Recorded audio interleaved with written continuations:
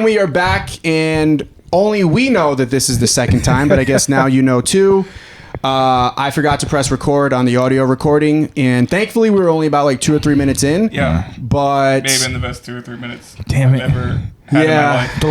The lost tapes of this podcast when they finally see the airwaves are gonna be fucking amazing. We're gonna need just time travel. I guess time travel will be when we all get to hear the episodes that we've missed. But this is episode 14 and a half. 14.1. Yeah, I was gonna say 14 and like 0.1%. And Flanabam, you mentioned this is the 13th one that we've actually recorded here. Here at your house, and for all 13 of them, I've almost missed your street every single time. Same. You're going, and you're like, oh shit, it's this one. It has the ability to creep up on you. I don't know why. You would think we would have committed it to memory by now. Like I know exactly how to get here, but that's the thing. I only had to use my GPS the first time. And now, but every time I can get right to the street before your street, and then I'm like, it'll come up eventually. Oh shit, there it is. Yeah, it does kind of sneak up on, but I mean, there is a pretty wide open gap to be able to see the street sign. So at least the street sign is not hidden. There's no it's not hidden or anything blocking it. Because that would make shit a little bit more annoying. Yeah, but, sketchy. A lot of those, but no, it's pretty easy to navigate and get through. We're gonna be completely similar. I mostly know it by the house at the corner. Yeah, I'm like, I got similar. This house. Yeah. Well, I know like the first letter it starts with, but I don't want to give anything away. No, we don't want any of Dr. Evil's secret lair. Yeah. Over here. We don't need any podcast heels pulling up. No. Although to acknowledge the 14th episode and the fact that this is the 13th one we've recorded here, this is the 12th one in this room. Yeah. Right? Because we had one on Zoom. Episode 1 was on Zoom. With my incredible mic skills. The greatest microphone in history. Flanabam said, I'm going to show everybody that I am a top-level podcaster. And what did you use? Just the regular... just whatever my shit. I think it was the right stuff, but you recorded it about 50 meters in the ocean, right? That's what it was. I thought, you know what would sound great is if I used one of those old cans with the string on it. I'm like, people would love that. It'd bring back nostalgic memories for everybody. It kind of Tales felt like the territory. Exactly, yeah. Yeah, it kind of felt like you were in the little ship that tried to go down to the Titanic, the little submarine. God. Yeah, but R.I.P. I heard somebody's trying to reboot that. Another rich white man is now trying to say, oh no, I'm going to prove that we can go down and do it. I'm like, kudos to you, because I'm not going to be doing it. Yeah, hell no. I'm good. Jesus. I'm good. I'll watch, we'll watch Titanic. We'll watch Leonardo DiCaprio draw some breasts and then call it a day. Yeah.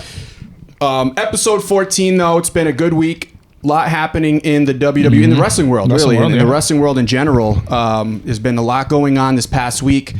I think we got to start with, guys, I'm going to be honest, all right? Is permission to go there? Go there. I felt like a fool on Friday Night SmackDown, okay? You would think that at some point, I've been watching wrestling, I don't know, close to 30 years. You would think at some point you'd know, like, no, this can't really be happening.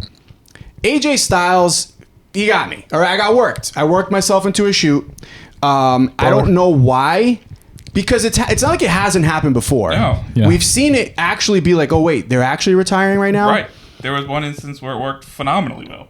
Pun unintended. Right. So I wasn't talking about it. Exactly. But there's been times where, there's been many times where it's been the fake, whatever, I'm not fucking leaving meme from Wolf of Wall Street. But this time, for some reason, I don't know why I fell for it. I genuinely, the jacket should have been the dead giveaway. Well, I was going to say, was it because he wasn't wearing a salmon jacket? No, it was still it needs to be the pastel salmon jacket. That's how you know, it's not a retirement, it's salmon. Same size, too. Right? Yeah. That would have been phenomenal. Same size jacket. Wow. No, but it was a pastel color. It was. Listen, it was a nice suit. It looked good in the suit. It was actually a very nice touch on AJ's part. Yeah, and really appreciated the lining of it too when we saw that. No, it looked nice, but we got to give credit where credit's due as well. Cody Rhodes, he kind of sold me on it. I'm going to be honest. The Good Brothers. The Good Brothers were great out there, but I really I don't know. For some reason, I got worked. It's sad. It's pathetic. But you know what? This is an honesty hour. Yeah. We don't hide anything here on Everything's Pro Wrestling Podcast. And I felt fooled. I have a no judgment zone. No, never on anything. I feel like it might have tugged a little bit at the dad that heartstrings. Maybe that's what it was. I think it got you there because it got me just in terms of like when anyone says, "Hey, I just want to go home and be a dad." Oh yeah. Who the fuck am I to say anything but that and support that and want them to be like, you know what? Yes, do it. Not to mention you've had a Hall of Fame career on every level and every promotion. You're going to be in every wrestling Hall of Fame there is. I'm sure he's already in some. Yeah. So like, feel free whenever you want to clock out, my man. Do it. Yeah. You know, as much as we might miss seeing you in the ring, and we will, and we'll miss seeing you cut promos like this where you have us on the edge of our seats and I'm fucking living on every word. But like, I very much was like, you know what? This makes a lot of sense. Yeah. Maybe too much sense, but it got me. It did get me too. It did. Too many times. And you know, another thing, we got to just call what it is. I also had like 2 or 3 tequilas by that point. I was up in the mountains with the wife. This was like faceplant, which I want to get into a little bit later. Yeah. I had looks to be all cleared up. No, it's healed. Good. It's healed up pretty good. My lip is still a little swollen on the inside. I'll spare everybody the details, but we'll get into that a little bit later. I took a hard bump. Yeah. Did you have to go to a local medical facility? I did not. My local medical facility was my wife, and you didn't make her dress up like an EMT and put you on a stretcher. No. My wife is 8 months pregnant, so did she bash you over the head with the bed? She thought I was kidding at first. I mean, if we're going to go there, we might as well go there. You brought it up, and now I have questions. When you go up north, there's many beautiful sites, you know, up in New Hampshire. We don't mean like Saskatoon or Saskatchewan. And no. We're not going quite there. You know, we're not going up into the territories, okay? We're talking just straight up New Hampshire. We did a little hiking trail, and along this hiking trail, there's like big rocks with flowing water and waterfalls. It's beautiful. It's honestly, it was very scenic and great. We hadn't been to that location before, but I had been to places similar. It was a beautiful day. It was like 80 degrees up there. So I'm going over towards the water and I'm enjoying myself. Okay. You know, I'm just like, this is really nice and peaceful. Reach down, feel the water. It's cold. I mean, it's fresh water. It's cold though. And I'm like, you know what though? It's hot. I'm going to put my feet in. So I take my shoes off. My wife is, 8 months pregnant. So she's not necessarily following me over these rocks. So she's off to the side. And so when I take a step into the water, you forget that this water has been running over these rocks for 1,000, 2,000 years, however many years, the hundreds of years, and they're very flat and smooth and very slippery. So when I took I'm telling you, listen, I know I'm past my prime. I'm a fairly athletic person. I have really good reflexes still. I didn't have half a second to react. My feet went flying out. I went straight down, smacked my face directly on the ground, like hard, thankfully it was the side of my face, because if it was my head, dude, I don't know, I might not be here. So did you try to turn? I was kind of inching, like leaning to like when I'm walking into the water, you can see on the camera, I'm kind of leaning. So my right foot is forward and I'm kind of dipping in and slowly inching my way in. But the problem was it just went so fast. The second I moved my left foot, I just went down like this. So thankfully I went down to my side. Okay. Because I was picturing it like straight in front of you. And no. You hit the, I went down to the side. It was almost like like a baseball slide in a way. Okay. But it was like a Jeff Hardy chair shot. Yeah. Right. Except it wasn't consistent. It was just my leg just flew out from underneath me, and I smacked my face right on the ground, and it caught me off guard. I was very confused as to what happened. I popped up really quick. Which thankfully I did that, because that means, all right, well, I didn't get knocked out. That's good. I've been knocked out a few times from just shit just as dumb, bumps, to be honest. Taking bumps. So thankfully, I walked over to my wife. She's like, "You're bleeding," and but Crimson Mask. Like D no selling a river. The true test is sold the shit out of that river. The missus was her first reaction. By God, God is my witness. This man is broken in half. No, it was the group of children that were swimming down below, completely safe. Those marks. Nobody got harmed there. But I drew blood the hard way. I said, listen, I'm not gonna job out to this fucking rock. That's it. And you didn't even have to leave your territory to go bleed. Yeah. Right. Place was called Diana's Bath. Look it up. It's beautiful. It's worth going to. Just make sure you go into the water very carefully. All that to say, me being worked by AJ Styles happened before that happened, so I can't even blame a damn concussion. Okay, I can't even blame any type of head trauma on being worked on something that seemed, looking back on it, pretty obvious that he wasn't going to retire. But they saved that swerve to very last minute. It was good. It was well done. It was well thought out. I think also just the two people, like, they're just so believable. Right. Cody's also like your white meat, baby face, wholesome. So him leaning into it is like, okay, maybe. Like you said, we've been here before, so I wouldn't be surprised. Yeah, I mean, Cody went full Cena on that one. Yeah, he was the perfect John Cena to AJ's Mark Henry. Mm-hmm. Which is interesting. Again, little side tangent here. This is what we do. Everything's Pro Wrestling Podcast.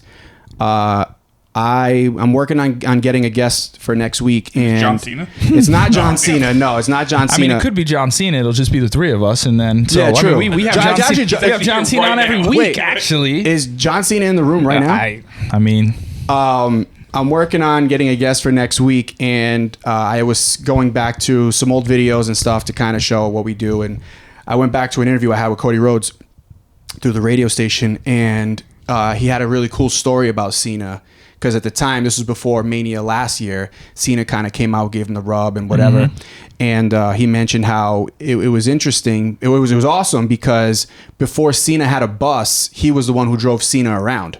Oh, nice. So he's like, I think Cena only drove maybe once or twice. He didn't need to. He was a guy. Right. And he's like, it was cool being the fly on the wall and listening in on his conversations with the bosses about merch sales. And he's like, he's very, like, he knows everything. Oh, yeah. He's dialed in. And I learned a lot about that side of the business from John Cena. Nice. And he's like, and I've always been super appreciative. So it's crazy to think that at the time he was excited, Cena was excited to be on a Mania that Cody was headlining. Yeah. And he's like, that was just a surreal moment for me. And it was like happened just like a couple nights before I talked to him. So it was cool. It was cool kind of seeing him relive that. Yeah, that's dope. But it's always cool to hear. I know we had talked about recently, like, Ride Along the show, and I don't think the show did it any justice, but listening back, watching shoot interviews, listening to wrestlers, like, that's how you learn the business. Oh, like, just being a fly on the wall. Usually you were either the one who had to drive, or you were the one the small guy, so you're stuffed in between two big men in the back seat, and it's just like, drive, listen, shut up, and you're going to learn everything you need to know how to navigate this business. So that's really cool, especially to see Cena. It's pretty much come full circle, obviously, with everything Cody's done, and you'd imagine there's probably 1, 2, 3 tangible things from those car rides that made his comeback to WWE easier, more accessible, more lucrative, that he just picked up. Again, being a fly on the wall, it's really cool. I mean, I bet there's stuff he even picked up on for when he left WWE. So he could work on that, and then, I always felt like when Cody left, he always knew he was gonna eventually come back. So I think he probably took it into when he left for when he eventually came back. Yeah, I definitely think that was a part of his plan. I think he was like, let me go build this thing to show I can do this, right?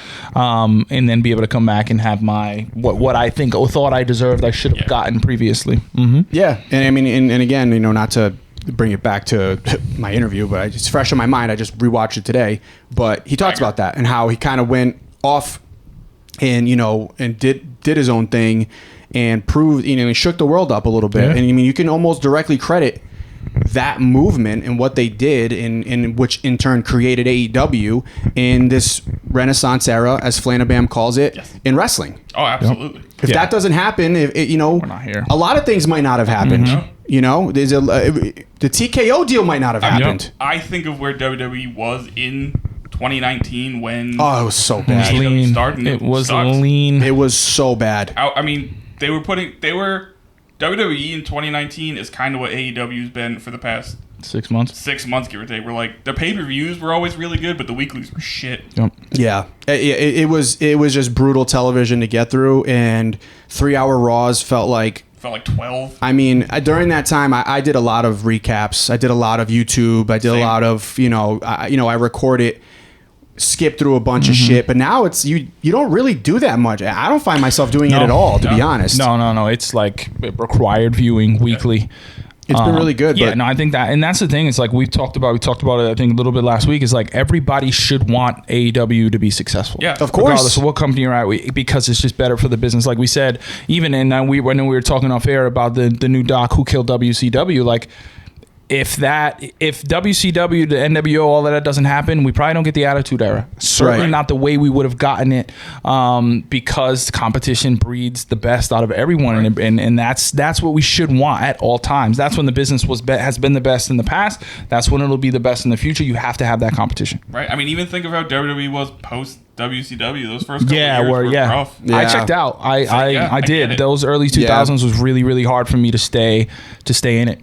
I got lost after the invasion when which actually makes me mad in retrospect, because I missed most of the Ruthless Aggression era, which in hindsight was a really great era. Really good. You know, so I missed a lot. I missed basically the whole second half of Shawn Michaels' career, the majority of it. But some people say is never exactly, which you can argue is better. I mean, he has most of his best matches were from that era.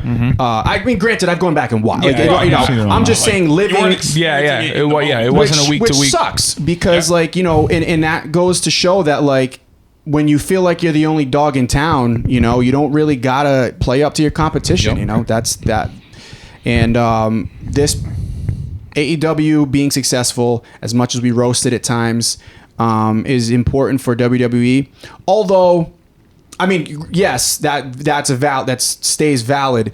But I do also think now with the new regime, it'll never go as far left as it has, in the 2010s. Because you can look at what Triple H was doing with NXT, right? 2, 3 years, 4 years, however long it was before AEW. I mean, look at your roster, your main roster now. Right, exactly. Pretty much all children of Triple H. Exactly. Yeah. And I mean, at that black and gold era of NXT was fucking some of the best wrestling of all time. Oh, so fucking good. So good. So many stars. Like you look, I saw on his tweets recently showed the original roster, and 90% of that roster became stars, held titles, whether it's still in WWE, whether it's in AEW, whether it's in TNA or another promotion. They all were so much better before they got there, and literally became household names, stars, pretty much set their families up for life during that run. Yeah. Yeah. Oh my God. I mean, that was when I was thankful for the network, because I became a fanatic again when the network dropped, because they had the NXT weekly show. The weekly show, but the first PLE that they had on there was a Cesaro against Sami Zayn. Yep. So for NXT Arrival. NXT Arrival. And man, that was my introduction really to NXT, where I was like, oh shit, I gotta check this out. And you had that 2-year run right there with Sami Zayn, and then Shinsuke showed up, and then Kevin Owens showed up. Finn Balor. Finn Balor showed up. Oh, so good. So like Seth. Seth before that. And but then NXT 2.0 took a weird turn, but but glad that they're back on track here. I'm glad they reined that back in. It's weird how NXT is kind of following WWE, like the main roster, into what you had Black and Gold, which was kind of the equivalent of like the 80s almost. Yeah. And then you had 2.0, which was like the new generation. Right. And now we're in kind of this attitude era. We're kind of in like that 97 point. I mean, it's not quite the attitude era, but it's not new generation anymore either. No. I like that. That's a good comparison, because you're starting to get a lot of that mainstream attention for NXT. I mean, Sexy Red, who you can argue is, for female artists, is a top 5 most popular right now. I mean, this is almost the equivalent of Mike Tyson at the 98 Royal Rumble. There you go. Yep. Yeah. And it's leading to that, right? And with Trick Williams as your champion, and I saw him doing interviews all week. He was on he's been everywhere. He was doing stuff with Mike Golick and Mike Golick Jr. He's been all over ESPN. He's been everywhere. DraftKings. I saw he did some stuff with Kaz and the guys over at Ringer. Yeah, that wasn't happening when Seth had the belt. That wasn't happening when Sami had the belt. When Cesaro had the belt, that just wasn't the case. So it's dope. I mean, it's great to see, and it's great to see the growth in all of the brands where. NXT is being taken serious and it has for a long time, but I'm glad to see it on a mainstream level. On a mainstream level. Like I think fans have looked at it the same way. I don't know that they put the same amount of marketing push different things to look at it and categorize it at the same level. I think fans have, but also that level of cachet, you need to have that for your average fans who only check in at certain points, or your fans who are more pop culture fans, and you can suck them in while having a Sexy Red on TV or having someone else. I think now it's arrived at that point where you have to look at it that way. You have to look at it not as its own brand, but its own separate entity of this is you can come here. You don't think of someone like All Ego Ethan Page. Now he can come to NXT and you can do it the right way and still be known, and be a commodity and be a star and be talked about on your first appearance because it's happening on national television. It's not happening solely on the network. It's not happening in this small house show. It's just the same platform and the same audience that a Raw or SmackDown is. Yep. It's at a point where they're doing crossovers with TNA and it doesn't feel like, oh, well, they're only on NXT. Yeah. It's like, oh, shit, they're on NXT. Oh, what about Jordan Grace coming out with that? That was such NXT a dope jacket. That was sick. And like, it's like, it was super dope to see, but also like, what the fuck? Yeah. Like, who would have thought? Like, imagine that when we were talking about 2019. Imagine that in 2019. Right. I mean, it seems unfathomable that the TNA Knockouts champion comes out rocking the freaking NXT branding on it with the TNA combined. Like that just it's on NXT live television. Yeah. It's just it was so crazy to see, but it's also really cool. It actually also ties more into my analogy that I didn't realize because the closest we've had to this was the ECW invasion in 97. Yes, in 97 when they started when they were hyping up their first ever Barely Legal. Yep, and they were like, "Oh, this brand of wrestling is so extreme," and they'd have them on, and it'd be like an opening match. I remember RVD. RVD was featured a lot in like one-off ECW matches because he did a thing with Jerry Lawler. That's right. Like they like teamed together type of thing. That's right. Who else? They would have Sabu came up. Sabu, Sandman. Taz telling the story about how he climbed up. So the Raw set just used to be Raw. I would just say RAW. Yep. And Sabu climbed up to the top of the A, and he was supposed to jump off, but he actually fell off. So Taz was jumping him all the time that he fell off the A, dude. He didn't even jump. He didn't even jump, bro. Sabu of him. But yeah, him, Dreamer, Sandman, like those names that you become accustomed to. It's just like I know. Everybody on this fucking shirt. But yeah, it was so cool to see. And yeah, how many of these guys ended up being mainstays? You look at the Dudleys, like some of them didn't quite work out the same way. But majority. You think of a Raven in WCW, the Dudleys, New Jack. RVD. Some of those guys are outliers. Paul Heyman. Like everybody but New Jack had a run. Yeah, I mean Sandman not so much. Maybe in the late. And he was there when they did the shitty the new iteration. When they changed his name. That was they did Hack. It was just Hack. That was what WCW changed it to Hack. That was WWE just didn't give him the Metallica song for his theme. Seems which wrong. Take away a lot. Also, the great Dark Side of the Ring on Sandman I watched recently. For those out there, check that out. Really cool story. Exactly what you would expect from Sandman. Yeah. Remember when Scott Hall came out to Ready or Not by the Fugees? That's an all-time clip. All-time clip. So fucking That's good. so cool. Was that an ECW? That was ECW event, wasn't it? No, I thought it was in WCW. No. I thought that was ECW. I thought it was ECW. I'm not 100% positive. It was definitely an indie. It was like an indie-ish show. But I think that was WCW. I remember I don't think he ever actually showed up on ECW because him and Justin Credible are good friends. ECW. And I didn't ever think he showed up on camera. No, this is on ECW. Scott Hall making his entrance in ECW to Ready or Not by the Fugees. I don't know exactly what event this is. Not to be confused with his appearance with Justin Credible in Fall River, Massachusetts. Yeah, that one we won't talk about that one. Apparently, but I just remember because that was also when Shane Douglas and Bam Bam Bigelow are guys who didn't like Scott Hall and WWF. And rerun the show here, so we're not putting you. I just thought for some reason they didn't actually get on TV. Oh, apparently, those two had the most heat with not the most, but so much heat with the Click. Yeah. So much heat. Apparently, Hall and Nash like to use Ready or Not by the Fugees on non-televised events because that's what I was thinking. They also use it in New Japan. Okay, yeah, because I remember the video of him coming out with the music playing. I have that vivid memory. Maybe I saw a video of them at a live event type of thing. Yeah, probably. If a non-televised event, it could have been WCW event as well. And especially those two. I mean, they had all the stroke, so they could have done whatever the fuck they wanted. So, and I'm sure WCW just used knockoff real songs anyway. Not even. I say knockoff, but barely knockoff. It was basically as close to being the real song as it could be. Yeah, I mean, and also let's be honest. At that time, they were signing any blank check that they presented to them, so they would pay. They would pay going bankrupt. The Fugees whatever they wanted for that, for the rights to that.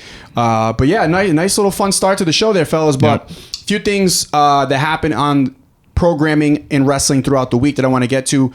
I want to start by saying, in regards to going back to SmackDown, I am looking forward to the Bloodline Tag Team Champions. I'm looking forward to that. Tonga Loa and Tama Tonga. I am looking forward to them being champions. I mean, they have a history, obviously, that in Japan and everything. So to people who have followed them from there, this wouldn't be anything new. But they're going to be, I think, one of the better heel tag team champions that we've seen in a long time.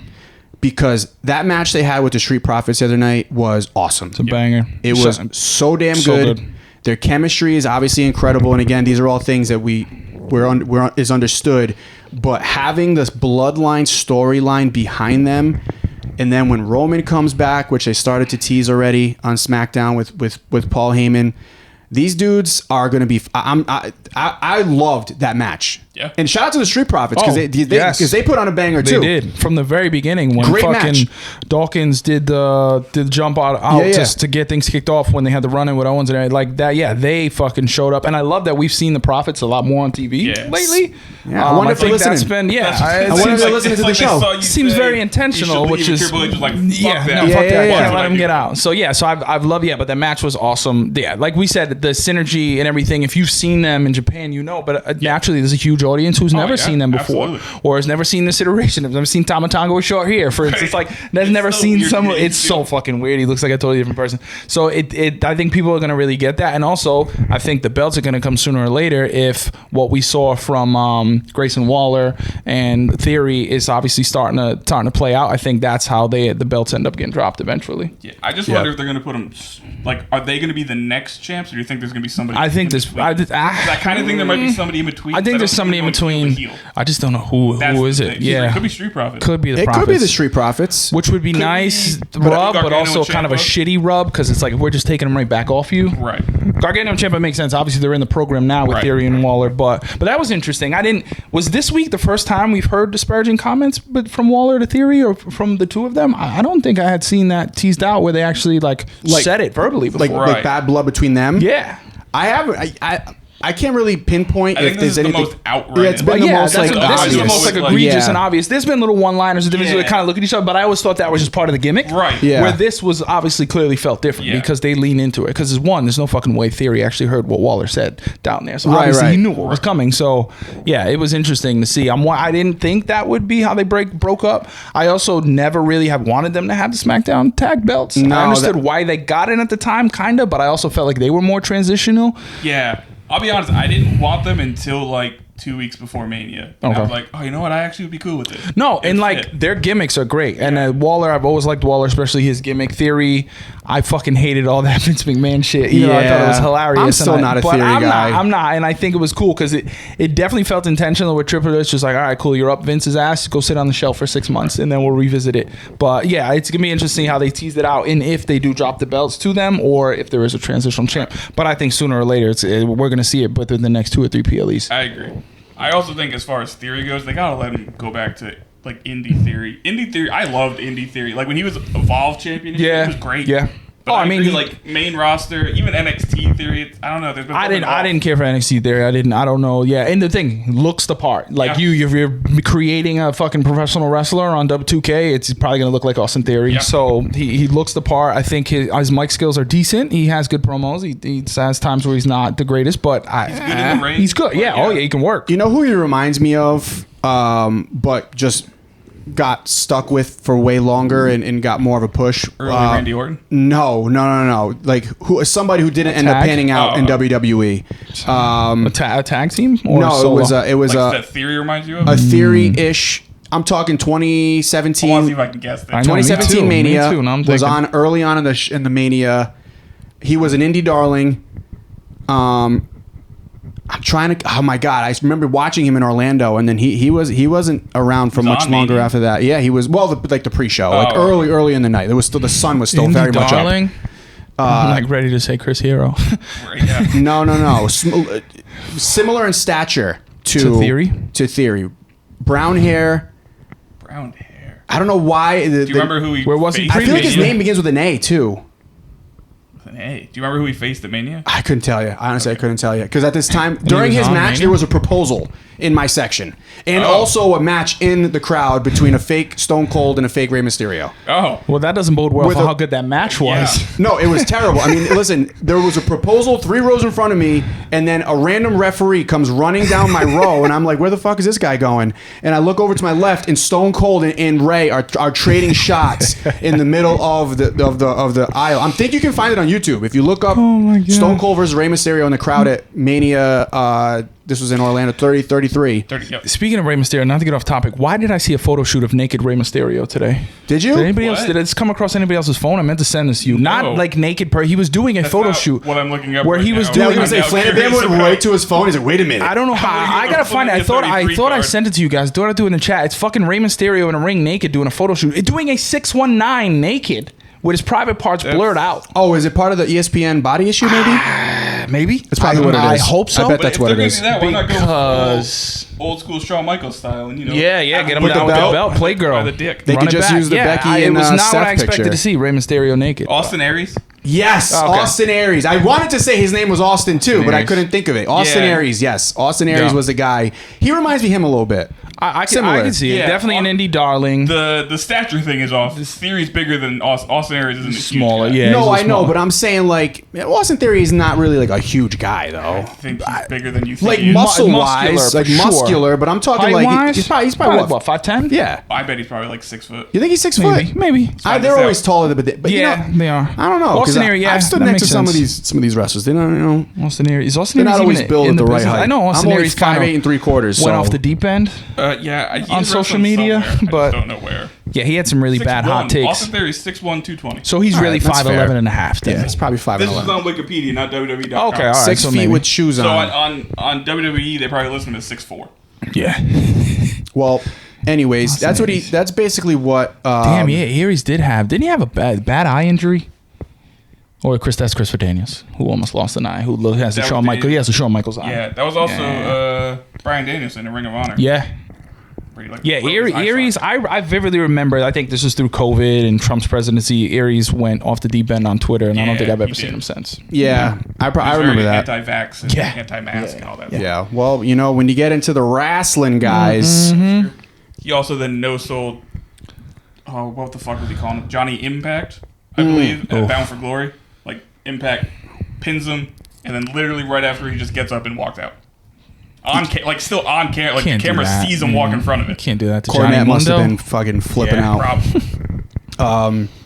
But yeah, so that's Kevin Dunn would have cut to another camera. That's also true. This was 2019 TNA. I don't know if they had another camera at that point in time. Probably not. Due respect They to did TNA. not. Pass that white controller camera. up there. We're gonna get the AC going. You guys. Another one. I'm gonna go really off topic again. Yeah, no, go off topic. Because you mentioned cameras, so it's fine. I was listening. It was like a Bischoff clip, and he made a good point about camera angles in TNA compared to camera angles in WWE. And he was like, we have to remember the AEW cameramen are just TNT and Turner and TBS cameramen. They're not professional wrestling cameramen, whereas WWE cameramen, that's all they do. All they do is shoot wrestling. Yeah. So they know angles, they know the spots to be in, they know. So you have to think about that. And I'm like, actually, yeah, like I don't think about that. I don't think the average fan thinks about that like that. If you tune in, you're getting just Turner Network. They might be doing baseball the night before, might be doing basketball the next night, whereas WWE guys, they're doing wrestling every day. Yeah. I always remember Scott Hall in a shoot interview said something along the lines of WWE is a wrestling company that has a TV show. WCW was a TV company that had a wrestling show. Yeah, perfect way to sum it up. And that always stuck in my head. AEW was kind of been the same way. Yep. Yeah. So I like that. Nice little side tangent there while I was fixing the... Gets a little warm in here. Just to give a little perspective on the studio, it's a room that was added to my house. Looks like at one point it was an exit to my basement, which is right here. Because some people probably see this sometimes. Hart Family Dungeon. Yeah, Hart Family Dungeon. That's exactly. It's what it is. But elevated. Yeah, and then he built out a deck and enclosed it, and it's a little space here. So this is what we use. But he being Stu Hart. Yes, exactly. Shout out to all the legends. All the legends have trained here from the Hart Family Dungeon. Two random wrestlers in what was the documentary where Stu was stretching them downstairs and they were just crying bloody murder. It was the Brett documentary. Oh yeah, what was that? Wrestling with Shadows. Yeah, and 80-year-old Stu's got these two young 20-year-old whippersnappers on the mat just stretching them, and they are just screaming bloody murder. And I was just like, fuck this. Fuck that. And just to wrap up, because there's a lot still to get into, LA Knight and Logan Paul, cool. Yeah. Carmelo Hayes, a little slip up on the name. People were getting at him for that. I mean, it happens. Yeah, it happens. Logan Paul just slipped up last week, and he meant to say contract, and he said title. Right. Here's my thing with that is like they clearly knew they were going to do Logan Paul and LA Knight. So at King and Queen of the Ring, before the main event, they show LA Knight in the crowd. Why did they have that random celebrity dude be the one who like pulled off Logan Paul or whatever he did? Why not just have LA Knight do that? And that's how you start the feud there. Yeah. Great question. That felt like such an obvious thing to do. Well, Paul's listening, so that's right. He's gonna make note. Do that. That's cool. I mean, honestly, I am all in for LA Knight and Logan Paul in Cleveland at SummerSlam if that's what we get. I'd be cool with the triple threat. Throw in Melo. Yeah, that'd be cool too. Especially if you want Logan to keep the belt and you don't want LA Knight to take a loss, that's a good way to throw it in there. Or if you want Logan to lose the belt and not take the loss. Well, yeah, that too. Because I'm thinking if it's him and LA Knight, I'd love to see him drop the belt to LA Knight at SummerSlam. That would be awesome. I probably doubt less they'd give the belt to Melo, especially if LA Knight's in that equation. I'm all for it. I'm all for it. I mean, they put Melo in a main event match with Cody as and we saw them push Lyra all the way to the finals of the Queen and King of the Ring. I could see them putting the title I would not be mad at it. And I'm all for it. I'm not mad at that at all. I wouldn't care who walked out of that match. Any of the three? Would be good regardless. No, I think that'd be a banger. The spots in that would be insane. Yeah. Insane spots. Few things from Raw that I definitely want to talk about. Starting with, I really, really, really think that Bron Breaker is going to be a star. Yeah. I think he's going to be a star. Fucking push. Holy shit. It's funny you say that because honestly, before I got here, I read an article that says they're expecting him to be pushed very hard once they get to Netflix. I believe it because he has the look. We've known that. Mike could use some work, but not terrible. Yeah. But his match against Ricochet was fucking awesome. Yeah. I mean, I put that right up there. That and the Bloodline tag team match with the Street Profits were my two favorite matches probably of the week. Yeah. I loved. Braun is just a freakish athlete. And that's the only way to put it. Like freak athlete. Like the guy who goes to the combine from a small school who you don't know and goes and tests completely out the water in every single category. Like, who the fuck is this guy? We got to draft him in the first round. Like that is Bron Breaker. Yeah. He was so good. And like, obviously, like, you saw the things online, another Goldberg and all this shit, two move guy. No. He reminds me more of a young Brock Lesnar. I was going to say that. Yeah. Kind of this era's Brock Lesnar. Like, just the pure athleticism and his shooting star press. Just the dude, Lesnar. The way he moves and the size that he is, it doesn't make sense. Like, he's built like a fucking bowling ball. And he runs the ropes so viciously. What did they say? He runs at 23 miles an hour. He's running the ropes. A little early Rhino. Yeah. A little early Rhino. When Rhino was more athletic, ECW when he was goring people in half because that gore is so similar to Bron Breaker's spear. It's really a gore. He gives me a little Rhino vibes too. He looked so good in that match, and Ricochet. Dude, Ricochet again. Another so fucking good, man. He's just so good, and like he did his job. And I had a little back and forth on Twitter talking about the match with our good buddy Jimmy Corderas, and he agreed. He was basically saying like, people need to understand how good Ricochet was in that match too, because Ricochet's ability to make every match that he's in just look so good. I think that was perfect for a guy like Braun, who they've been teasing, right? Like this big bully, he doesn't play by the rules. Right. He's going to cause havoc. But then he goes and shows you that with the right, in the right program, this dude can put on bangers too. Yeah. I'm so looking forward to what's probably going to be him versus Ilya. Either Clash or Money in the Bank. Yes, so fucking good. That is going to be. Give me all of the Ricochet, Ilya, Bron Breaker content over the next few months. Yeah. Ricochet. I want to see the three of them fight forever. 100%. And Ricochet, we've been talking about him a lot. Like, and now they must be listening because he's getting more and more and more opportunities. He is so good, and I hope he doesn't fall into a similar kind of like a Dolph Ziggler where you can put him in the ring with anybody to make somebody else look better. Yeah. Like that is my only fear with Ricochet is he's going to be that guy where it's like, all right, we need you to make somebody else look good as opposed to it's your time to shine and look good. But I think he can easily fall into that because you can put him in there. You can put him in there with anyone. Right. I also hope this is a continued thing because I also read that apparently in like a couple weeks his contract is up. Oh. And I'm hoping this isn't just look what we're doing, so you re-signed with us and then all right. Yeah, I know. I don't think it will be. I think I think he's proven it, man. That's the old regime. Yeah. That's the only problem. It's happened before, so like that's always in the back of your mind. That, oh shit, this could happen again. Yeah, I don't think it will. Triple H does seem to be a lot better about not doing that, but unfortunately, you never know until it does happen. Did he lose the Speed Championship? No, he's still. He's got it. So he just doesn't walk out to the ring with it. I guess. Apparently, because he addressed that on Twitter. It's just a digital belt. Yeah, it's so Twitter. It's a GIF. X, excuse me, paid specifically so it would only be featured on X. Shout out to Elon Musk. I mean, that's. I don't know how that helps your brand. Honestly, did he get like? Well, how does that help your? That's what I'm saying. Because you have to go there to see it. But you wouldn't want millions of eyes on it every Monday or Friday. They can promote it on SmackDown, but you only see it on X. That seems a little. That's just what Ricochet. No, I believe. I believe it. I'm just saying. Yeah. To me, that seems a little ass backwards. Wouldn't you want to have the belt on the champion when he comes out and say, "I'm defending this Wednesday at noon on X"? I mean, I would think so as well. Yeah, make sure your lunch break is on time. Right. Yeah, I would think so as well, but I don't know. Yeah, I don't know who. If The Rock can come out, Elon Musk is a billionaire, so he must be doing something right. I don't know. Guess. I mean, if it was The Rock's like fake championship he got from Muhammad Ali's wife. It's not like the best looking. No, it's not. Sweet. The speed belt. The speed belt. Yeah, the speed belt. It's okay at best. Yeah. It's not great, but it's not like But appointment also, television on Twitter at noon. I gotta go see the speed belt. But the thing is, like, clearly they must like the belt because that's what they came up with. So again, it's like, wouldn't you? I get the whole like we're gonna do it this way because we want to be different and I don't know, cutting edge. I don't think this is cutting edge, but I'm also like, but don't you want all the eyes of Monday or Tuesday or Friday or try to get as many people to see it as possible. Also, since this is apparently the tangent episode, have you guys seen apparently the WWE and the NHL are now doing a partnership? I saw that. The Stanley Cup. They're making a special, Yeah. What have you seen the belt? I've seen the belt, yeah. What are your thoughts on it? I mean, listen, I gotta these see guys, this thing. WWE... Is it just a mini Stanley Cup in the middle as the plate? Pretty much. Yeah, it's pretty much what it is. Can you drink out of it? No. That's the worst part. No, yeah, it's like a... It's literally just a plate, like with a Stanley Cup. It's smack dab in the middle. And this is like they're going to give this to the Stanley Cup champs? So it's that. Oh.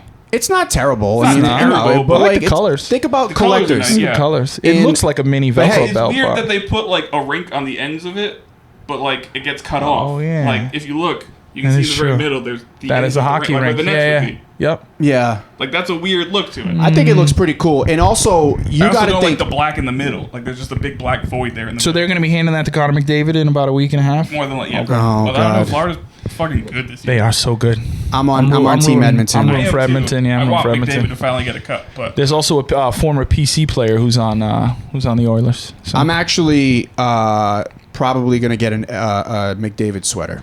It's I like the Oilers logo. I like the colors. Clean, simple. He'll go down as one of the greatest. You gonna get one of them blue ones or one of them white ones? That's what I haven't decided. I haven't pulled the trigger yet, but it's gonna be. They're both sweet, but I feel like those blue ones. The blue ones are so nice. Yeah, they're so nice. Yeah, also the certain white hockey sweaters just pop so nicely. Oh, I agree. Like the Red Wings white, the Blackhawks, that Bruins white. Mm-hmm. When those they pop. Because I like the Stars white. The Devils white one. I like the Stars white. Everyone gravitates obviously the green and the black, especially the more vintage. Hockey sweaters just. But when you have a great logo, the white sweaters pop. The logo pops more. Yep. This pains me to say it, and I hope they never win another hockey game. But the Rangers white white, kind of nice. So yeah, they are good. They're fucking good. I used to work at a sports store, and we had a Canadiens Patrick Waugh jersey. Oh, sick. Oh my god, it was a white one and had the Stanley Cup patch from whatever fucking year it was, 1980. Was it 93? Oh, well, no, he won a couple and then 3. Whatever year it was, and I'm like, God, I hate the Canadiens so much that I can't even fathom wearing this, but I wanted to really bad. No, hockey sweaters are just so superior. fire. Hockey sweaters, hockey logos are just so superior. Listen, the commemorative Stanley Cup WWE belt, that's going to look cool for them. It's going to sell out. Oh, absolutely. Collectors are going to fucking buy this thing right away. Especially because it's probably limited supply. Similar to the NFL, fandom ones. And of course, the timing, I'm sure this is no accident, is perfect. Stanley Cup final starts, tomorrow, the day after? Saturday. I follow a ton of TikTok accounts that are collectors of figures, of belts, and these dudes, anything new that comes out, I mean, they collect the classics, but anything new that comes out, they have it on display with it. It's the second they can have it. I don't know, maybe I'm a little upset because I saw, a couple days ago the Bret Hart 40th anniversary one they did, because 40 years ago was when Bret Hart started. I didn't like that. Oh, I fucking love that one. Do you like that one? I thought that one was sick. I like that one better than the Stanley Cup one. I'm not. I don't know. Some of them, like the Undertaker one, I don't like. I didn't like his. I didn't like Taker. I didn't like that one either. Even I like watching his podcast or clips of it, seeing in the back. I'm like, that thing's ugly. Yeah, I'm not really into that. I don't like when they go too far away from what an actual title looks like. You know, to me, it just throws off the whole vibe. It's like, okay, well, this just looks like somebody made this. You know, this doesn't feel like an official WWE product. Yeah, there's very few that work. Like I think of Stone Cold's Rattlesnake Belt. Well, yeah, like, there's very few, and obviously those were like actually on TV. But like, there's very few alternates that hit like that. Yeah, I'm not always into the alternates. If I'm being honest. That's probably the best one ever. Yeah, the best like alternate belt that was created for specifically. I mean, the spinner original hardcore belt was always dope. Just because of what it started as, obviously, was fire. But that's the Bret Hart one. Okay. Yeah, I mean, it's cool. I dig it. It's cool. It's cool. It's cool. It would be old school shape. Yeah, gives me very NWA shape. Like, I also like that. I'll see. So you can see here on the sides of it, they have like. Oh, okay. Tassels. All right, that's kind of dope. That was kind of sick. That's pretty cool. All right. I might be sold on it. It's like $800. I was gonna say. I'll put it no. away. I'm not sold on it. It's pretty sick. Not buying it, but it was. That was my buddy Leo. Shout out to Leo. He actually you met him when we were at SmackDown. He posted a hilarious meme. He was at Raw the other day in Hershey or Harrisburg, and he posted this cool meme. It was just this guy, I think, sitting at like a break table, and he was just like basically the guy who spent all this money on a replica belt thinking it was going to turn his life around, and the guy's just sitting at a lunch table sad because all he has is his fucking replica belt. Like Steven Glansberg. Yeah, it's like fucking. Oh man, that's good shit. But yeah, and so great match. Bron Breaker, Ricochet. That's where we go back to. Oh man. Also, Braun Strowman. Okay, it's good to see him back. He's looking like an absolute beast. This is the best shape he's ever been in. Yeah, dude's thick. How about some very dangerous chair shots he was taking? Yeah, I don't know about that. And those were like.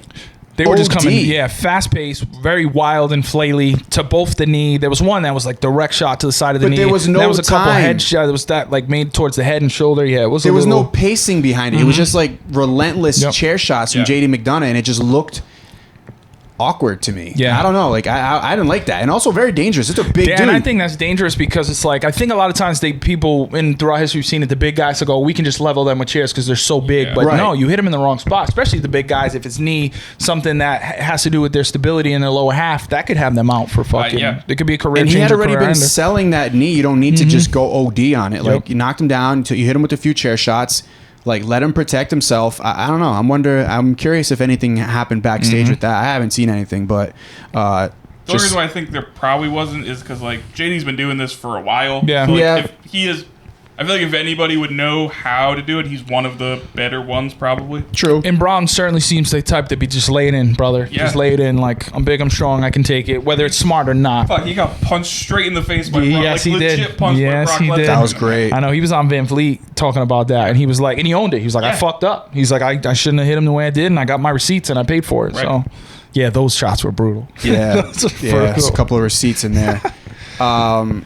The New Day, they're looking like they're heading to a split. Yeah, sadly. Did I jinx this? I don't. Yeah, I think we talked about it recently too. We might have all jinxed it. When I was like, oh, we're the New Day. We're never going to break up. Right. Yeah, we might have all fucking jinxed it. I wasn't. But it's just also this whole like...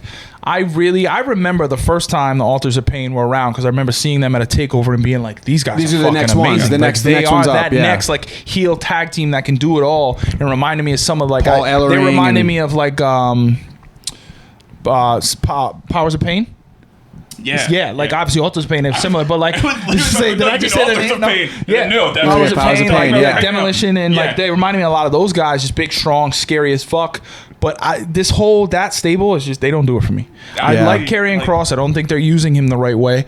The way they used to use Scarlett, I think they need to use her that way. Paul Ellering, one of the best mouthpieces ever in pro wrestling history, doesn't say or do anything. He's just kind of there and cryptic.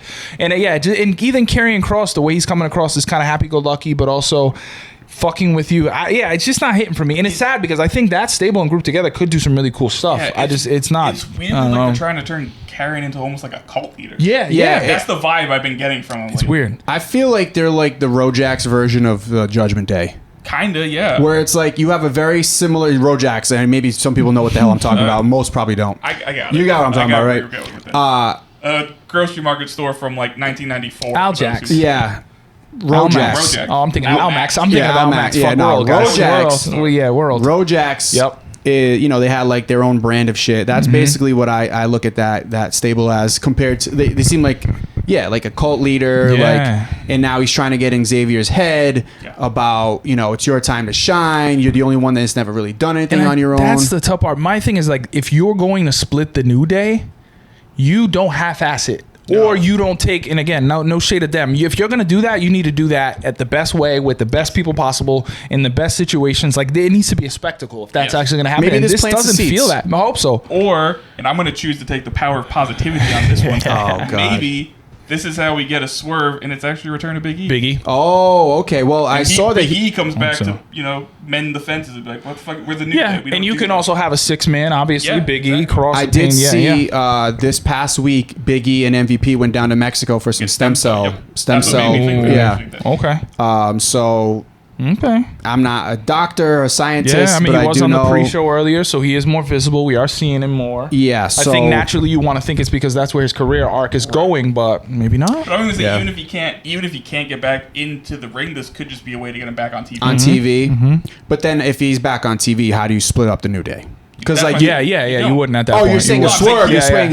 Okay. He comes back to save the day, talk some sense in the woods or whatever he needs to do. Power of positivity. They're not going to break up. But is there an argument to be made that Woods is the only one that hasn't done anything on his own? He's never won a solo title. Was that an argument? King of the Ring or no. I'm saying is there an argument to be made that maybe this is his run? He absolutely should be getting some solo work. No, but not might. But do you think in kayfabe? Do you think that he's getting that feeling like, man, maybe I do need to go off on my own? Lean into that, and then that's where Big E comes in. Yeah, that's where the seeds of doubt are planted. We were all behind Kofi when he did his thing. You were behind me when I did my thing. So we're going to be behind you. You go do your thing. Okay. So you still think he might get the solo push, but they'll be behind him. Okay. All right. I can see that. I wonder that if in some ways him getting that King of the Ring is kind of their way of saying this was your solo push. It's not fair. What was that, 2 years ago? But I wonder if that was they were like he wins King of the Ring. They don't bring it back, and he can't compete in it. All of a sudden they bring it back, and now the winner gets a title shot. Yeah, exactly. Yeah, at a massive pay-per-view. Right, at the second biggest pay-per-view of the year. This could make for a hell of a pipe bomb from Woods. Awesome. That would be cool.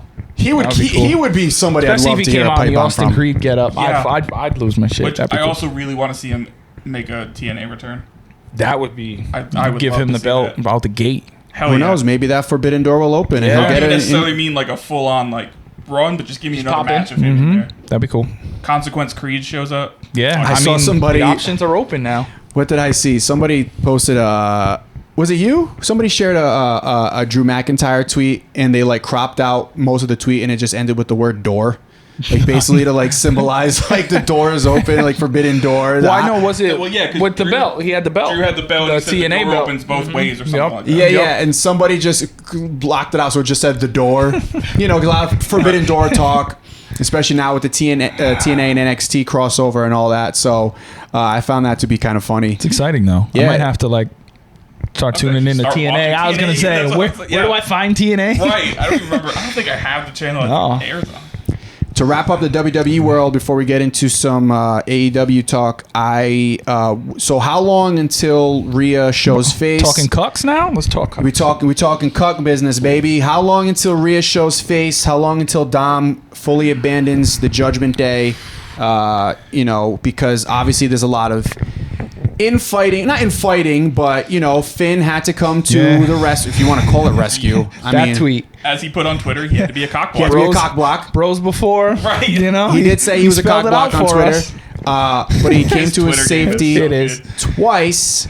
So what do we make of this? Do we think that they? And also, is Dom not hurt anymore? He was fighting. He had his. Yeah, he looks. What I heard, he's cleared for at least training. I don't know about full. His sling was off on Monday night. He was in there fighting. He's got full range of motion again and stuff. That's good. That's good to see. I don't remember if he's cleared to wrestle or just to go out and do a bit of training and shit. But he doesn't need to swing anymore at least. Liv does the believable champion / hot chick that can convince anybody to do anything whenever they want. Yeah. she does it really well. She's crushing it. She's doing it really well, and I mean that sincerely, not like as like a horny. No. You know. She's been crushing it. Like this has been good enough to where like she could be in like one of those like Not Another Teen Movie type things where she plays that role. Like she does it so well. She does it well. It looks so natural for her. And she's like, I want to take everything from Rhea. Yep. You know, and it's like. You 100% believe that it has nothing to do with like I want you, Dom. It's like I want you because Rhea has you, right? 100%. And that's great. It's been so good. The way they've teased it out, it's been so. From the moment she came back from the revenge tour to this, to them taking the Rhea injury, and I know it took a little bit to get there with Becky, but like the way they built this up has been awesome. And now she seems so much more comfortable. She seems good. Dom is fucking hilarious because he does nothing but that just face of like, constipation and fear and like, what do I do? Right. So good, so fucking good. And he's like, I'm uncomfortable, but also I'm not moving. Right. Like I'm just, I'm like temporarily paralyzed. I can't get out of this. Because he hurt his arm. Yeah, which is perfect. And also those fucking, Dom, I love you. I know you're getting paid well. You got to switch up the flannels. We need new flannels. I've been seeing that same black and gray off-white flannel. Switch it up, brother. Switch it up, bro. Please. You know, maybe he went to the Mick Schooley. Yeah. He went to the Mick Schooley Foley. Mick Schooley Foley. He went to the Mick Foley School of, thrift shopping. Could be. Good old Mick. First of all, they need to now debut a wrestler named Mick Schooley. I want to see this so badly. It's just a person that comes out with like a pencil. It's a teacher. Yeah, it's literally a teacher. Mick Schooley. Have a smart day. But I'm liking it. I'm liking the whole Liv storyline. So good. I can't wait to see how it ends. I have no idea how it ends, and I'm glad that I don't know. Like I think I think we know it's gonna end with Rhea. But what do we see from Dom to then? Does the ultimate turn? Rhea comes out, and then as she's about to save Dom, Dom turns on her. Like it's gonna be good whenever it comes. If social media is any indication of Rhea, she seems like she's moving around pretty well and just doing normal things and hanging out, moving around well, and clearly enjoying her life with. Shout out to fucking buddy. Lucky man. But it's gonna be fucking amazing whenever it comes back. I also am curious to see, obviously, with Finn being in there and JD and all the other guys. Like, it's such good shit. Yeah. Such good shit. I also wonder, are they gonna wait for then also to like kick Priest out? Yeah. Priest gonna stay part of the Judgment Day till the Rhea comes back explosion thing, or is Priest going by then? Is he going first? Yeah. My inkling would say he'd probably be going by then. But then again, that turn, if Dom does turn on Rhea, would be so much better if Priest is also involved in it too, and they both go out at the same time. Or does the Judgment Day just get disbanded as a whole? All together? You know, like because then you have if Rhea comes back, she's going to be a face. Oh, 100%. Yep. So how are you going to have her in the Judgment Day? You can't. Yeah, there's Damian no way. Priest, There's no way. you know, he might be in caught up in a feud with Drew or whoever else, and for the summer until CM Punk's back, and then you're left with what? Dom probably end up siding with Liv, right? Mm-hmm. This looks like it's going to eventually happen. Right. Or Liv comes into the Judgment Day. Yeah, because I see Finn, JD, Dom, and Liv. Carlito. And you keep the four of them. Carlito. Because I also think... Carlito, I forgot about that. I think we're in the midst of a Priest face turn. We're seeing the seeds are being planted. Like it's there. So sooner or later, that's going to happen, and him and Rhea are both going to be faces. So obviously, there's no space for them there. Yeah. I mean, he's going to have, assuming if he wins that Clash, he's going to have to be a face for SummerSlam. Yeah. There's no way he's going to be the heel against Gunther. Nope. Right. Yep. Unless Gunther just makes a ridiculous face turn. I don't know. If anyone could do it. Punches Ludwig in the face. Be him. He is. I don't. Selfishly, I do not. I never want to see him. I never want. There's certain people who you just never want to see not as a heel or a babyface. What if he starts saying it's Gunther Day? Like with Rusev back in the day. Then they'll release him. Yeah.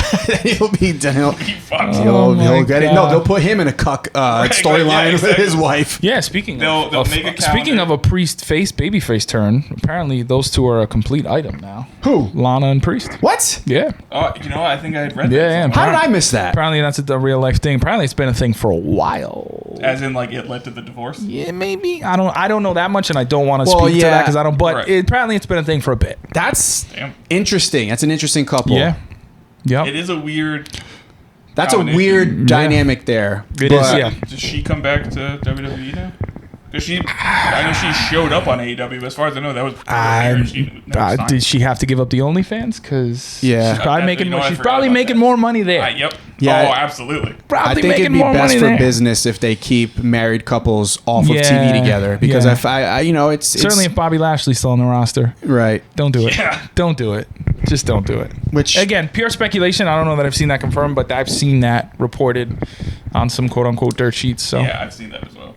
I hadn't seen that it had been going on for a while. Yeah. The way I saw it, I thought it was just like... Because also, I think apparently Lana and Rusev haven't been together for a while either, and it just wasn't really, I mean, I never really felt like it was going to be something that was going to last forever. Yeah. She doesn't strike me as a type that likes to be... She's an FSU cowgirl, man. She is... Now, shout out to, she likes to have fun. Yeah, she likes to have fun, man, and that's great. Good for you. She likes to be tied down. You should be having fun. God bless her.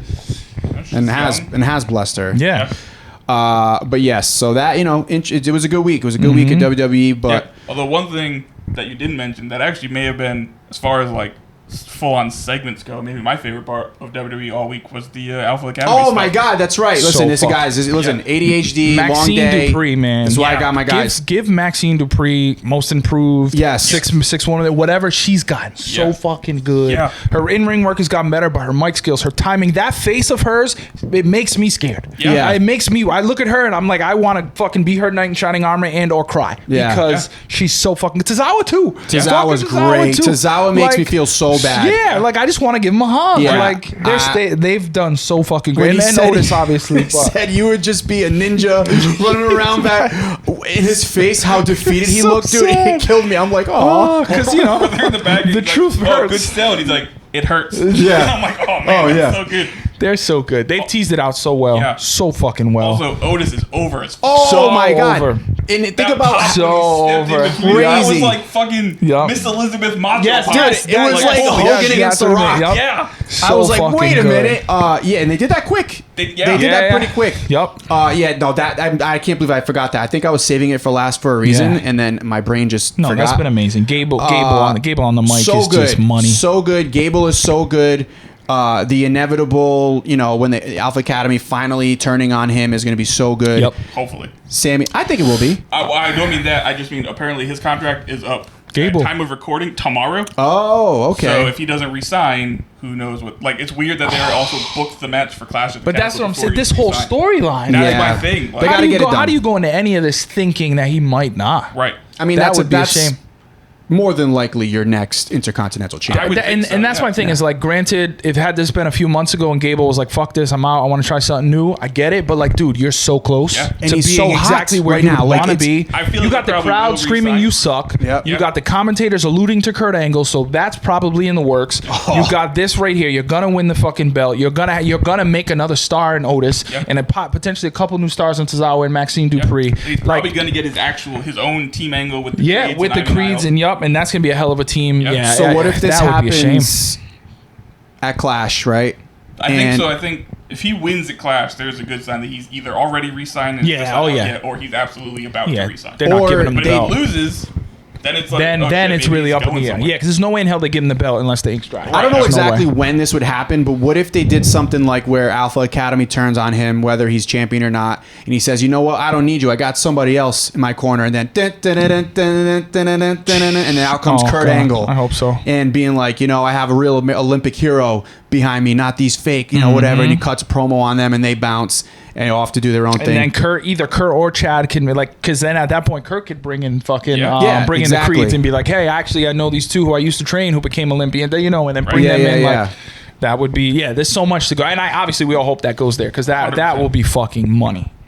Yeah, that would be great. Jason Jordan run-ins on occasion. Fuck yeah. Oh man, and Sami Zayn's the perfect. Sign me up, man. Sami Zayn's the perfect guy to kind of have. So good, even in the ring, he's so good. Like when Otis is going back and forth, like Sami, the emotion is just he's so they've good. done it so well. Otis is tore it up. Otis reminds me of Otis's Money in the Bank win. I was when gonna they say, had the fucking Money in the Bank at the corporate headquarters, and he was carrying what's her name.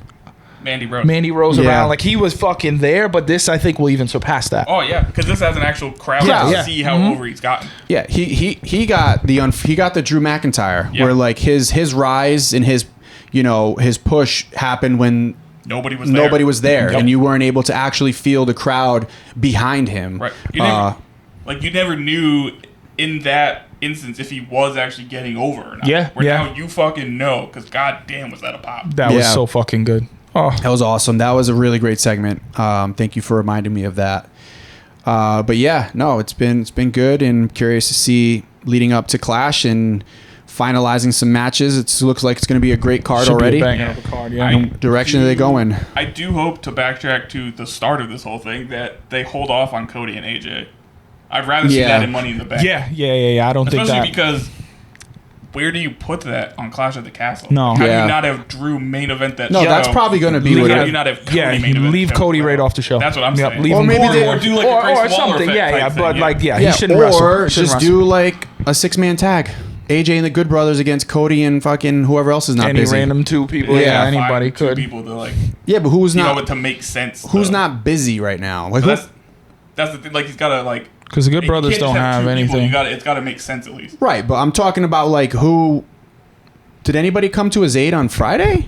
No, not that I remember. No, did they end the show with them? They didn't. Yeah, nobody came to his aid. Yep. All right. Well, I don't know. That's fuck it. I don't know. Throw that out there. You could obviously the heavyweight champion, fucking white meat babyface. You can go grab any random 2 babyface tag teams and do it. But they're not putting both belts on the. I don't think they put both belts up on Clash, especially with Drew being in one of the main events. Yeah, who would main event in that? No, I don't. I think it's counterproductive and also just takes away from Drew. Like, and it elevates your other title. Yeah, give that to which Drew. you should be trying to do, right? Yep. Because you have a really good card there for that title for the foreseeable future, all the way to Mania if you want it to. All for CM Punk to over Drew McIntyre. Yeah, exactly. But that's gonna go forever. Then Seth comes back, and you got him mixed in there, and Priest and Drew and Punk. It's looking good. Who knows? Maybe Sammy gets in there. I will say if they rush it and do AJ and Cody at Clash and Drew and Damian Gunther open, then I am positive Drew's getting screwed over.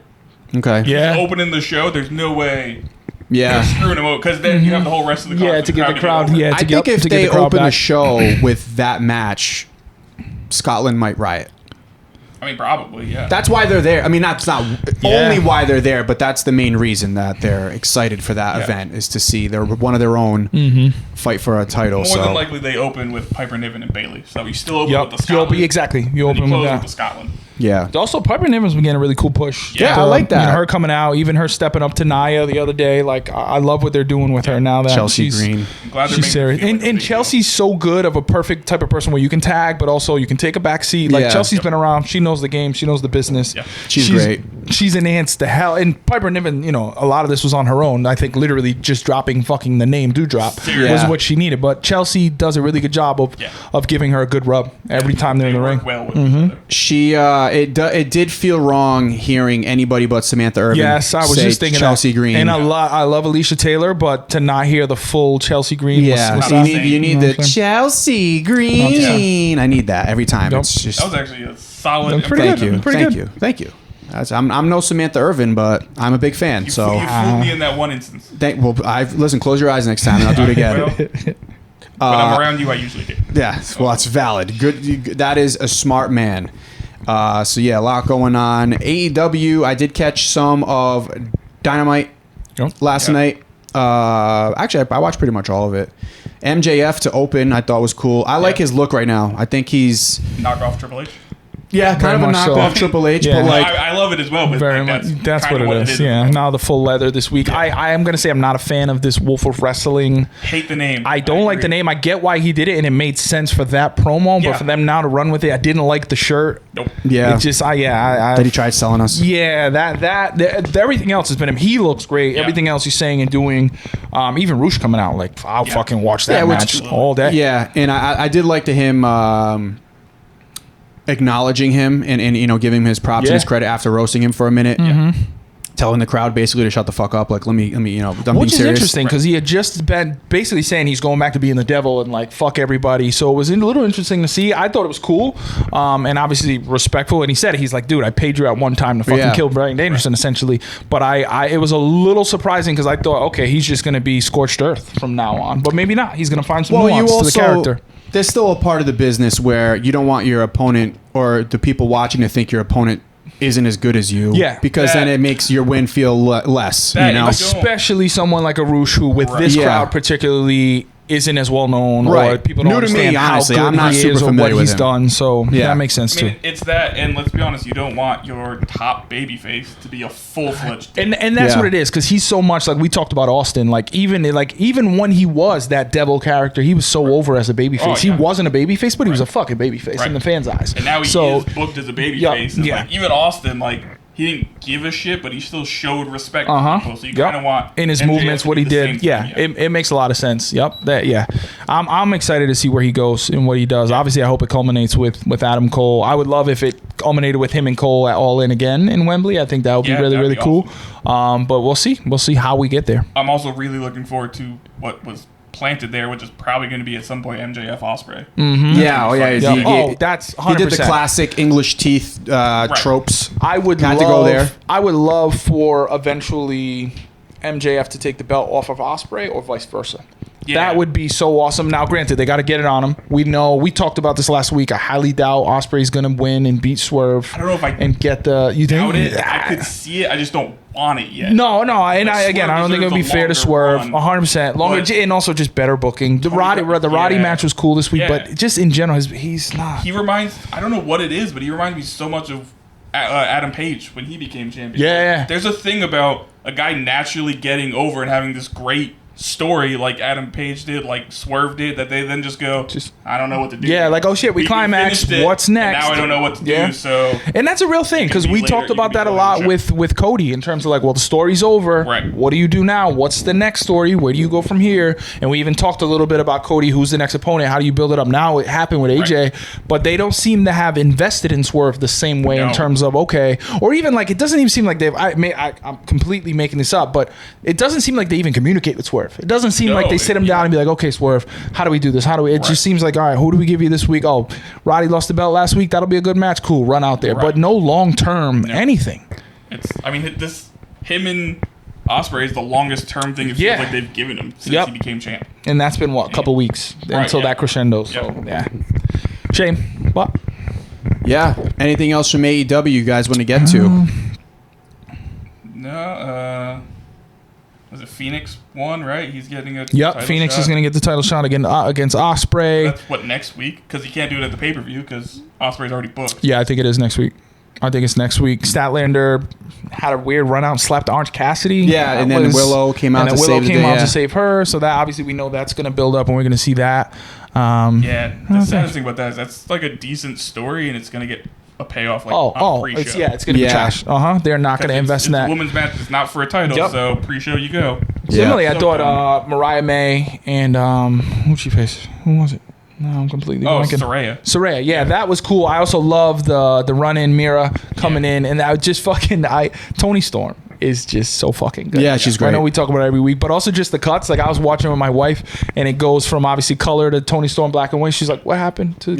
Yeah, something happened. And I was like, "No, that's the gimmick. We got to get this fixed." And she was like, "Wait a minute." So she was invested in that after that, and I'm like, "This is how you suck them in." Got to call the Geek Squad. Mariah May in the ring between the two of them, hugging them, like nestling in between the bosom. Like it's so good. Mariah May is a star. Oh yeah, she's a fucking star. Whenever she breaks out of this and ultimately probably beats fucking Toni Storm for the belt, it's gonna be so good because she's a superstar. Yeah. She's so good. Probably, I know we've said it a few times, but that's probably all in. It should be. It damn sure should be. Which means I guess she'll win the women's Owen Hart tournament. Yeah, that makes sense. Yeah, that was good. Even like fucking what's his name, Zach Knight and Luther just standing there, like some weird standoff, and in their two weird ass fucking outfits was funny. Good stuff. But I think that was A-Dub. Couple good things from NXT though. Yeah. Obviously, the ending was fire. The contract signing. Yeah. I don't love that they're doing the match at time of recording this Sunday. Yeah. Like, I wish they feels a little rushed. That out. Yeah. Feels a little rushed. It felt like they were like, we need to give Trick a match next week, and who do we give it to? Right. I like that they built it into the contract at least. That was good thinking of, okay, we're building into the contract. Also, All Ego Ethan Page's character is perfect for him to be going about this the way he's going about. Like, listen, no, I'm here. You need me. Give me what I want. Boom. Even to the point of Ava being like, no, Trick, I'm not signing this. Trick being like, no, sign the fucking contract. Like, we're going to get this done. Yeah. I thought Ethan's promo was amazing. Even with the crowd, you can tell those people who can deal with a crowd trying to corrupt their promo because they're so good. They know when to lean into it. They know when to cut the crowd off because it's their chance to get back in and pull them back to them, and he's so good at it. Yeah. His mic skills are amazing. I think that's what sets him apart from so many other people who probably have similar work rates or styles is his mic skills. I agree. And the segment was incredible. It's so good. You could have done 100%. all of that, but then it's just the match isn't at Battleground, it's later. Yeah, you could have signed like this is the contract and I'm signing to have a title match of my choosing whenever to even make it better to where he could come in at any point. Right, you can even still make it my first match will be a title match. Yeah. It'll be at a time of my choosing. Yeah, because we don't need to see All Ego in the ring and anytime soon because of how good he is on the mic, because of the run-ins and things he can do, we don't need to see him. Look at fucking Mercedes. Exactly. She didn't have a match for how long? Too long. Yeah, too long. But like, they didn't need to rush that. You find the middle ground. Also, like, you have a TNA crossover. You have a TNA champion. You could have used that as your main event. Yep. Like Jordan Grace versus Roxanne Perez could have been the main 100%, event. 100%. Nobody would have batted an eye. Yeah, probably. It probably still will end up being like it'll steal the show. It's going to steal the show. All right. What else? Anything else good happen in NXT? Anything else we're missing, fellas? I think so. Nothing I can think of. I think that was the bulk of it. They had the summit of the 6 women who were going to be competing in the ladder match for the North American title. And then that broke down and became a 6-woman tag. Yep, that broke down. I'm excited for that match. I think that's going to be good. Michin has been blowing up on social media this past week, if anybody saw that. I don't know if I did. Didn't see that. No. If you would have saw her, you would have known. I would remember. You would have remembered it. Yeah, you would have remembered some research. And her 2 friends for her promo. Good stuff there. But no, the summit was pretty cool. I'm excited for that match. I'm curious because I'm like, who are they going to give the belt to? I'm down. I can make cases. Who's the 2? I think it's either going to be Fallon or Jada Parker. I think they're going to want to put it on a heel, and those are the only 2 heels in the match. I was thinking Jada Parker. For sure. I remember. I was thinking Jada Parker. She's getting the push. Yeah. Another one, great mic skills, can work her ass off in the ring, has a really unique skill set. I think similar like a Kalani Jordan. I think it's a little too soon for her. I think that'll come Lash. I think you could, but I think there's so many other storylines where Lash is involved in where they won't give her the belt. And obviously, I think Fallon Henley makes a lot of sense. She's been there the longest. Has been through ups and downs and all sorts of things. She's just got this heel turn, so it's a good way to solidify that, put the title on her. And I think it should be a heel too. I think that'll be cool because then you'll be let a lot of those babyface, the Soul Rukas, the Kalani Jordans chase for a while. Plus, that's what they did with the men's North American title. They put on Adam Cole. Yep, he was a heel at the time. Wow, damn, that feels like ages ago. I know. Holy shit. Fellas, it's been a fun week. Yes. It's been a good one. We're going to wrap things up here. Again, continue to subscribe, continue to like, continue to share, send these clips, videos to your friends. We want to continue having the conversation. I do believe we will have a guest next week. I'm working on it. We're going to figure that out. I'm not going to say who it is because I would like for it to wait until it actually happens. It's John Cena. No, John Cena is in the room right now. He's here today. Right, but he's episode 14. You're going to get his voice. Okay, fair enough. Fair enough. The chords will come through. And I got to give a quick shout out to our main man, Chris, who is one of our most avid and active listeners. I bumped into him the other day at PC Season Ticket Holder Barbecue. Nothing but love, loves the pod. He says it's actually really rejuvenated his time in wrestling. And also, he said that a lot of folks, a lot of the pods he listened to is like it's usually negative or it's one-sided or there's no nuance and it's just how they feel and their personal things. And he's like, I like how you guys just talk business and this is what's happening. This is what we enjoy, what we don't enjoy, but this is what's out there. He really feels like it's been kind of a breath of fresh air for wrestling pods in general. And I think that means the world. That's exactly what we're trying to do is just give you all the information and let you digest it the way you want to and give us our thoughts. But yeah, so shout out to Chris, of course, avid listener. Love that he's been with us since day one and still sharing it and getting it out there. So super kudos to Chris. Yeah, that's awesome to hear, man. Yeah, he always gets at us on Twitter and stuff, and I love it. It's always like an in-depth reaction to the pod. So that's dope, and I'm glad to hear that because I think we can all agree that's kind of what our goal was to like.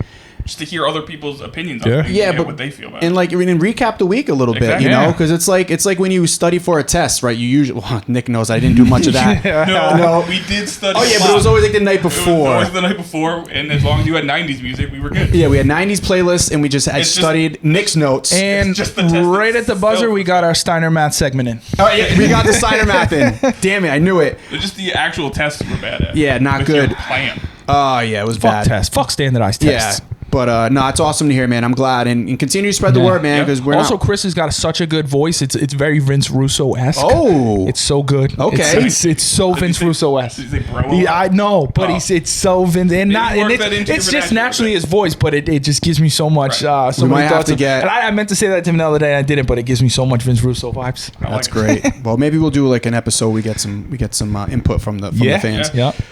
But all right, guys, thank you again. Subscribe, like, share, comment. Tell us what you like, what you don't like. Actually, don't tell us what you don't like. Fuck you. No, tell us. Sure, we won't do anything about it. But we won't block you or anything. I'm just kidding. Right. Tell us. We're open to everything, man. We love the conversation. Especially if you don't like Sexy Red. Don't tell Nick. Yeah, no. Don't tell me that. Not. Don't tell me that. No. I will. Yeah. He will find you. He will find you. He will fight you. He will find you. And LA Night, Brian Pillman style. He will be at your house. It'll be bad. Peace.